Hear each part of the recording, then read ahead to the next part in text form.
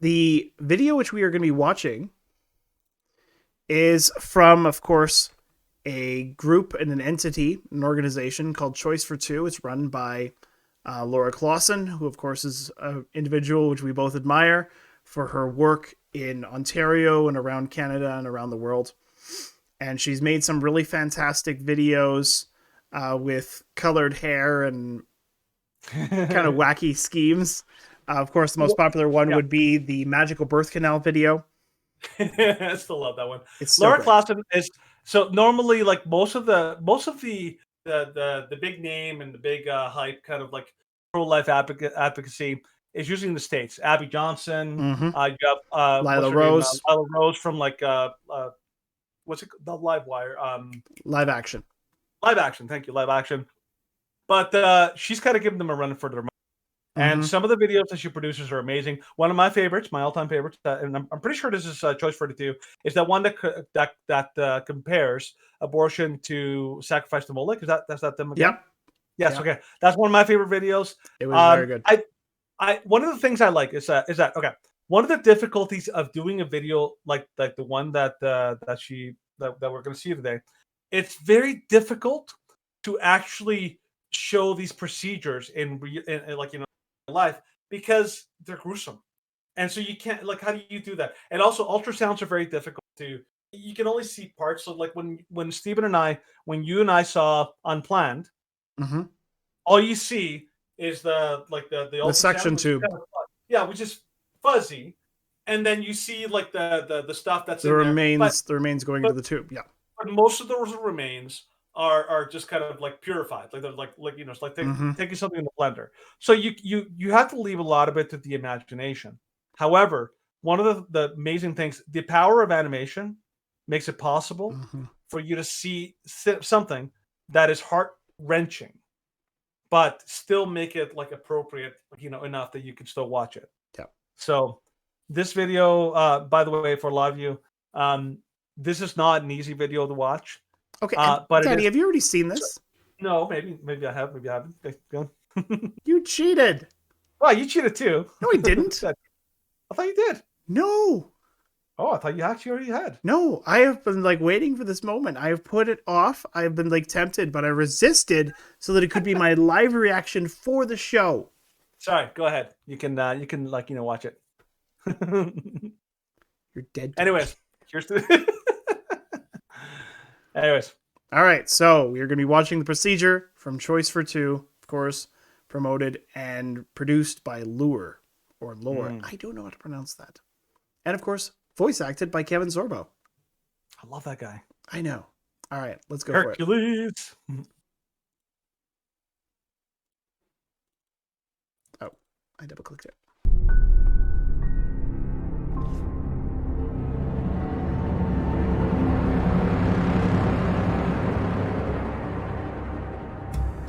I just arrived at work as the hospital's lead sonographer and was looking at the patient's schedule for the day when my boss told me to go immediately to the OR. The surgeon was requesting ultrasound guidance. That was all the information I was given.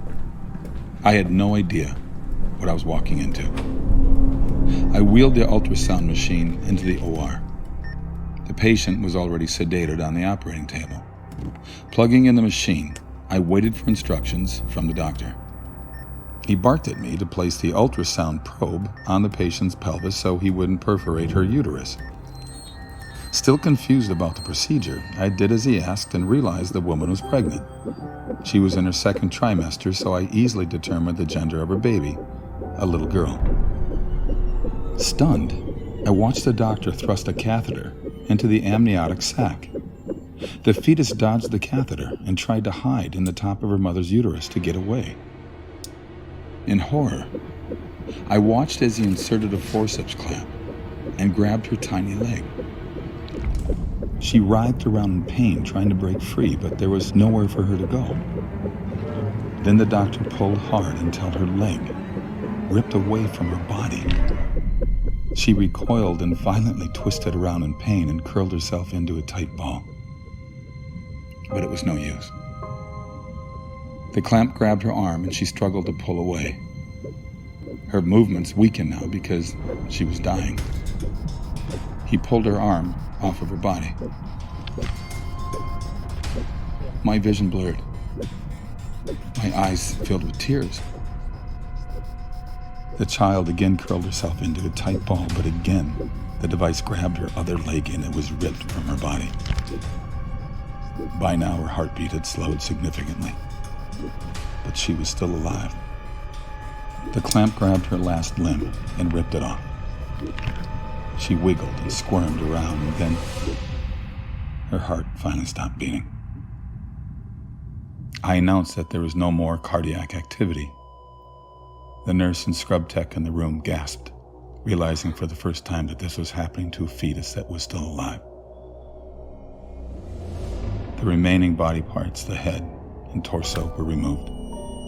Placenta was removed, and a final look with ultrasound revealed all products of conception were removed. I was told I could leave the room. Up until that moment, I had been frozen. I silently removed the ultrasound machine from the operating room, went directly to the locker room, and threw up. I quit my job at that hospital shortly after. I told my boss I would never again participate in that type of procedure. I was having nightmares and could not escape the memory of what I had witnessed. I would never again assist in the murder of a child. It was over 20 years ago, but it's just as vivid in my mind today as the day it happened. The saddest part is that this procedure is still happening today. People have no idea we are murdering babies in this way. They think it isn't a person, that it's just a mass of tissue. I'm so sorry for what happened to this little girl, for what I did to her. I'm sorry, sweetheart. I'm so sorry.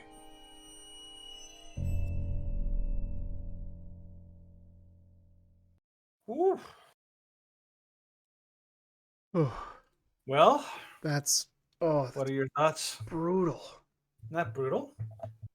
It doesn't get easier to watch that, eh? No, like, Doesn't matter how many well, times. okay, like we were talking about Unplanned earlier. Yeah.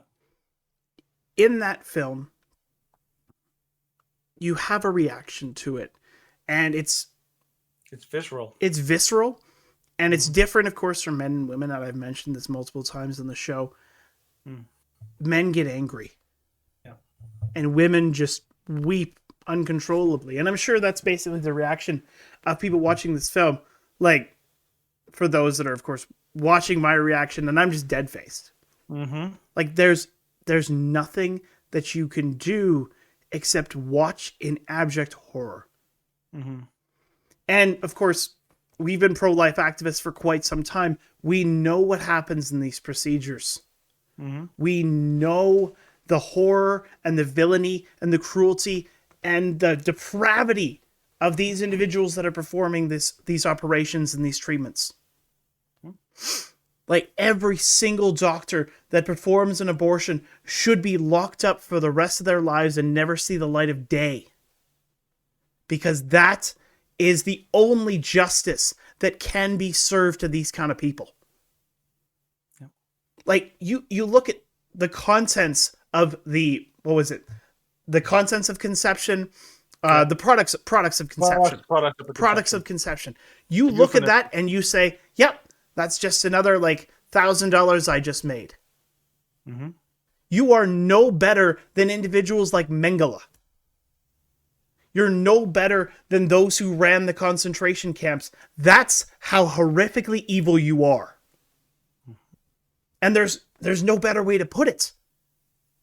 And yes, there are people that fight for the choice to make these decisions. They're like, oh, people don't make this on a whim. Yes, they do.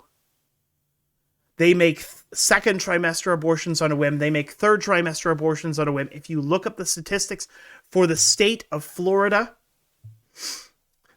by those statistics, and they're one of the most accurate in the United States, 70% of all second and third trimester abortions are elective. Mm-hmm. Think about that. Let that sink in. Mm-hmm. These children are this big. and they're being torn apart limb by limb until they die from lack of blood. Yeah, Cameron Gosnell was one of those examples. Like, there's a movie made about him too, and he the thing is, I watched like the Netflix series Jeffrey Dahmer, and the guy was just like basically like he obviously had a fetish and he had a compulsion that he couldn't help himself, right? But Cameron Gosnell was the same, because he had absolutely no conscience at all about what he was doing. He just felt like he was just like doing nothing wrong. He would even joke about how these kids were like almost big enough that they could walk through the bus station by themselves. That's the kind of jokes he would have. And like the thing is, it's not even just that they're killing these children. It's how they're killing them that makes this additionally brutal and barbaric. Because if you think about, like, even here in Canada, we have the euthanasia law, which we consider to be murder. But at least with the euthanasia law, they put you to sleep, and then you die as you're kind of like, basically, it's supposedly painless. Supposed to be painless, right? Even Jeffrey Dahmer, I will say this: Jeffrey Dahmer, for all of his faults, and he was a horrible, horrible human being. Even he, according to the TV show, I can't verify if this is like what he actually said, but I'm thinking it probably was. He would actually say he would actually drug them so that they're like basically passed out before he kills them, so that they wouldn't feel pain. Even he had a concept enough to think, maybe I don't want to kill these people and make them feel pain.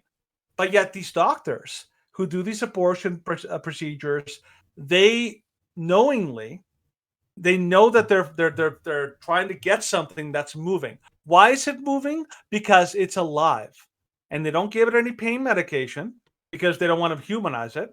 And so imagine this picture of this child happening to a newborn, where you don't go, you're like, okay, we're going to put this newborn down. Okay, how do you put it down? Oh, we're going to rip his arms off until it bleeds to death, and then we're going to rip his head off, and then we'll just make sure it's we'll make sure all the contents are collected.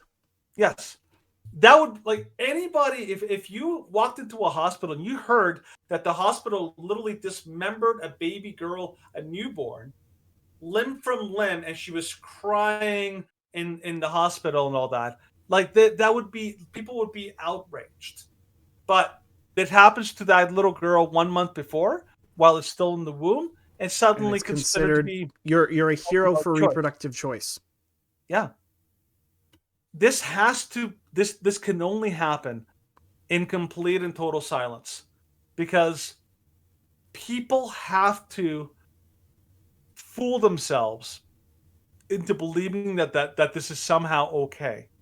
This is why we needed the pictures from the Holocaust, because I remember when I was studying World War II history, I did a full series on the Holocaust. I actually looked at some of the reels, and I saw some of the pictures of the Holocaust victims, and like there were some that were so like so brutal, I couldn't even look at them. I was like, oh. Yeah. Like where you see like their bodies are completely and totally, like, they're basically like raisins.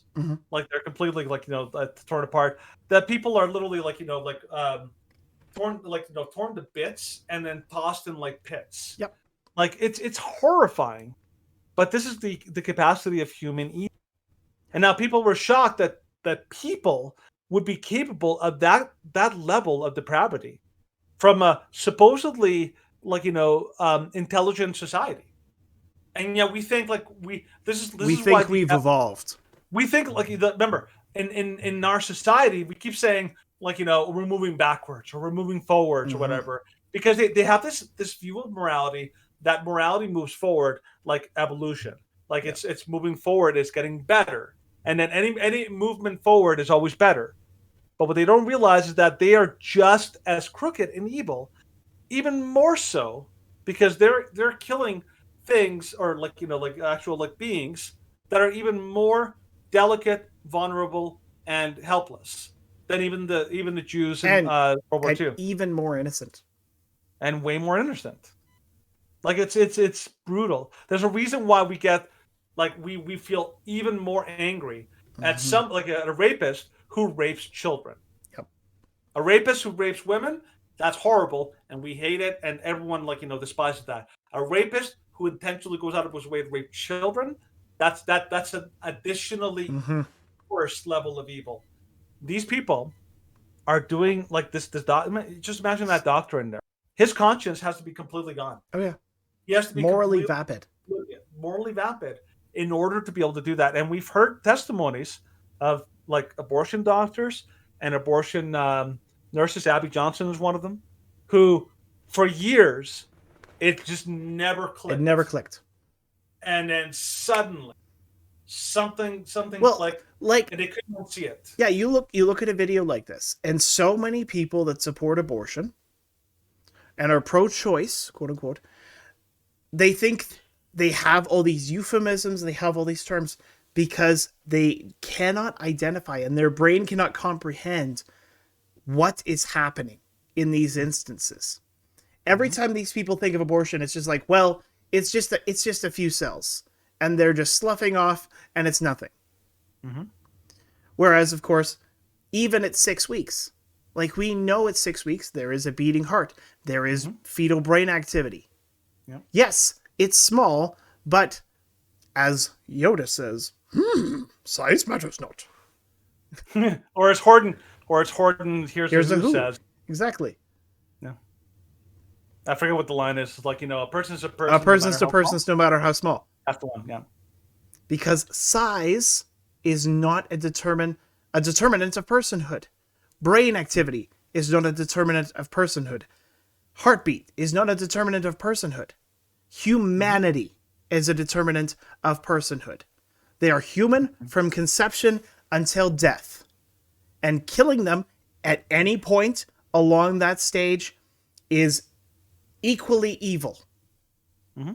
Anywhere along that. It's still murder, it's still killing, and it's still wrong, and we will always oppose it. I think that the problem is that they found an imaginary line. This is why that the magical birth canal video was so popular, because what they did is they found an imaginary line up to which you could they give people almost like an out. People are always looking for an out, and so the imaginary line was like the birth canal, right? And so we believe that it is just as wrong to kill a 1-month-old as it is to kill a 1-year-old, as it is to kill a 10-year-old.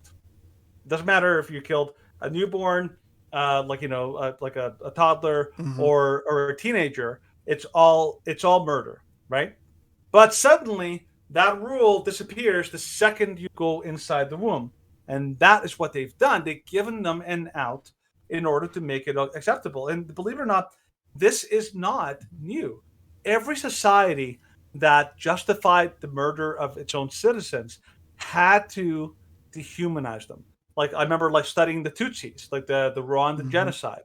They had to, and they did it for a long time. They dehumanized them. They basically like convinced their populace that these people were evil and dirty and they were not human. The Armenian genocide, the same thing. The Christians who were in the Ottoman Empire, they were massacred en masse because they were the Chilean dictator what's his name, Pinochet. He basically dehumanized all of these people by calling them dissidents and enemies of the state, and people who are dangerous and rebellious and they're going to hurt you and all that, so that people would be okay with killing them. This is human nature. Yep. The fact that people don't realize that it shows that this is the tendency of human nature. Yep. We're given a story, and we believe it, and then we believe it, so we can't unbelieve it. This is what happened to the German people during the Holocaust. They were in Germany. They knew what was happening. They didn't know exactly what was happening. People were being sent to these camps, and they weren't coming back. They knew that. Just like people know that a woman's going into an abortion facility. pregnant and she's coming out not pregnant. They're not.